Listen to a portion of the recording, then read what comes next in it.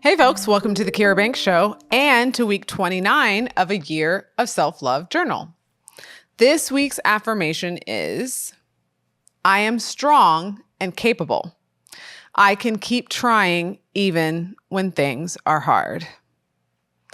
This week's affirmation is a whole word, and it's something that I have been practicing in my life for some years, and it's something I try to impart on my children.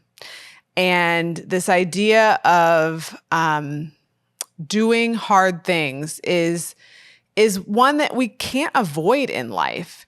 And it's something that we have to figure out how to navigate. And I want to just be honest, I think that there's some, I don't want to say people, but like all of us as people, there's some times in our lives where we'd rather just avoid the hard work.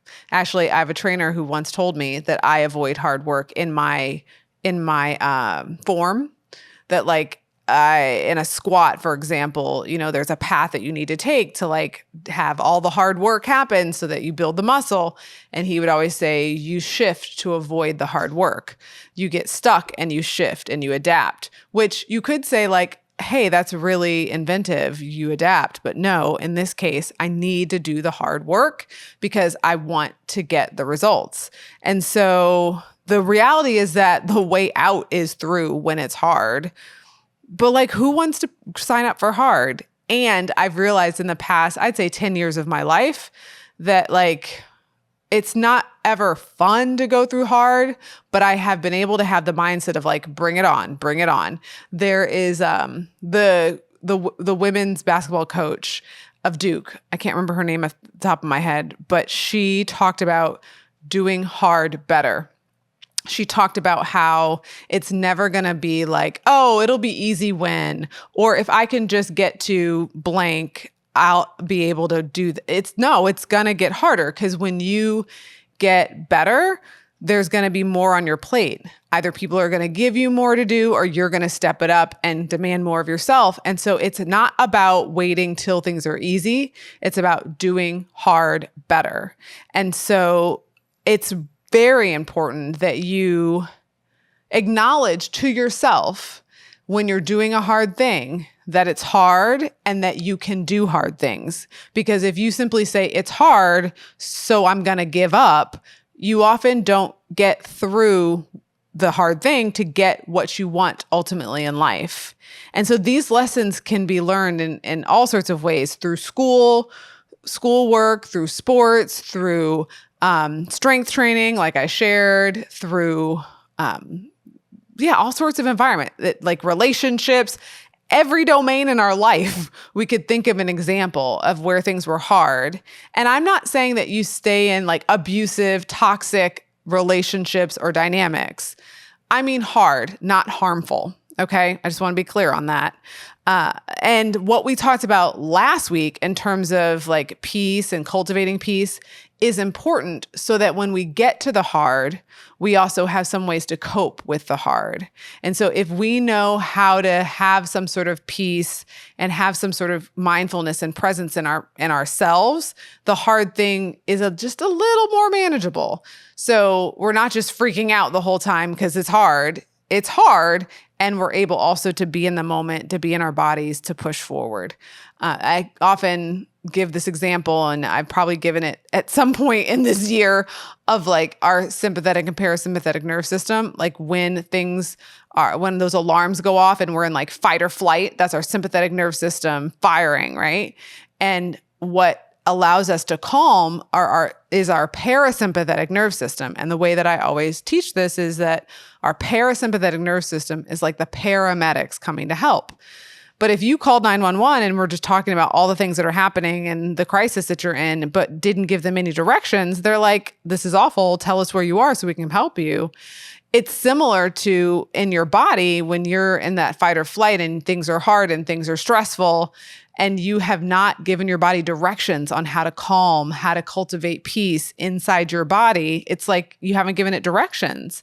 And so that's why what we talked about last week in terms of cultivating peace and being intentional about that is so important, so that when you need it, when it's hard, you've practiced it. your body's like, oh, okay, I know where to go because we've practiced this calming response. We've practiced cultivating peace, maybe even at times when we didn't necessarily need it. But now that we really need it, we can do it. And so this piece around doing hard things requires us to think about, how do we cope when it gets hard? What do we do? What's been helpful to us in the past to get through hard things? And what hasn't been, right? So for example, I have realized over the past, maybe 10, 15 years of my life, when things get stressful, when there's a lot of deadlines, when there's a lot of work to do, when there are a lot of things that maybe it's not so much feel out of my control, but it's so much that I feel like I can't manage. It's like I can't hold it all in my head or see the end in sight. It's because they're long projects or because they feel overwhelming or whatever it is, that I can find myself coping through eating, through food.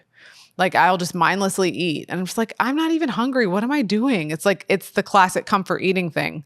And so as I was working with a therapist once on some other stuff, I talked about the fact that I was stressing about some of what I was seeing her about and that I found myself engaging in this behavior.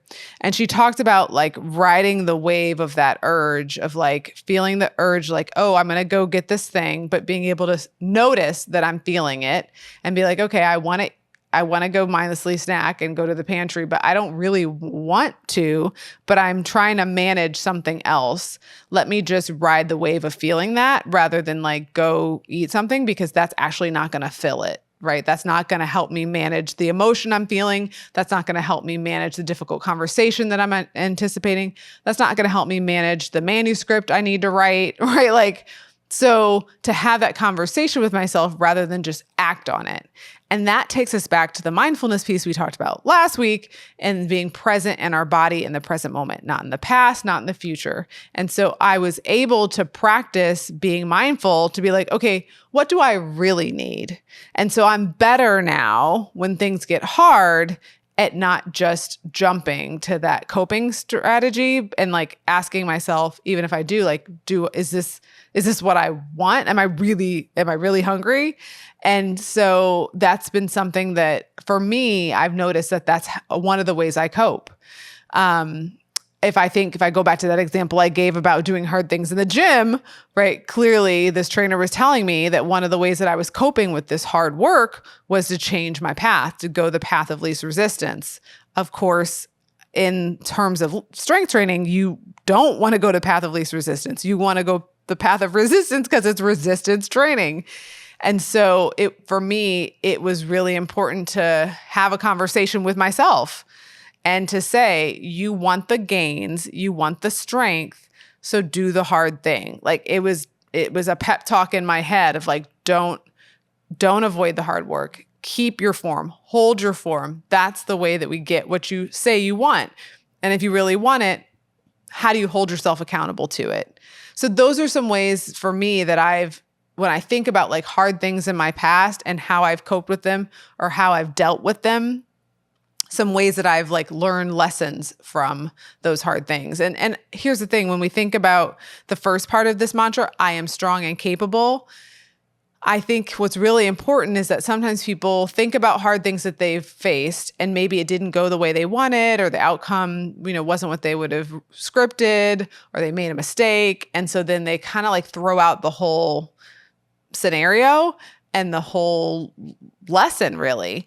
And I think it's important to realize that you can do hard things and have things not go the way that you would have written them and still be strong and capable. And there can still be lessons for you to learn about yourself, about the world around you, about relationships. And so don't throw it all out just because something was hard, or don't throw it all out if something was hard and it didn't turn out the way that you thought you wanted it to. You're still strong and capable, and you can learn so that the next time you bump up against either a similar hard thing or another hard thing, you can take those lessons. Like the lessons that I've learned in the weight room and from strength training absolutely apply in other areas of my life, right? Similar to the resistance training, if I want the gains, I do the hard thing. I don't avoid the hard thing. Same in my career, right? Like we do a lot of writing, and writing is a painful process. I do a lot of talking. Writing is really just talking on paper, but there are times where it gets like stuck and you get what we would call writer's block, or things are so busy, I don't sit down and carve out the time to write. But how do I expect things to be written if I don't write? And so I have to remind myself and have that talk with myself of like, do the thing, do the hard thing. That's how you get the product that you want, the outcome that you want. So there's no avoiding it. And so I just offer that to you. The other thing that this chapter talked about is, or asked us to think about, is what do you have to look forward when it's finally over, right? So sometimes those hard things are discrete. So for example, the author of this book, Jamila White, who's a wonderful, wonderful human being, I remember when she was writing the book. And so like, even though it's hard to write a book, she could think about, oh, but when I'm done, I have this book and people will read it and people will use it and it's a gift to the world. And so if you can remind yourself of what you have to look forward to, sometimes that can help you get through the hard thing or have perspective as you get through the hard thing. And the last thing I want to offer that I think this week put forward that I want to encourage you to do is to collect your kudos. Like think about what it is that you've done well, that people acknowledge in terms of the hard things you've done or what you've contributed.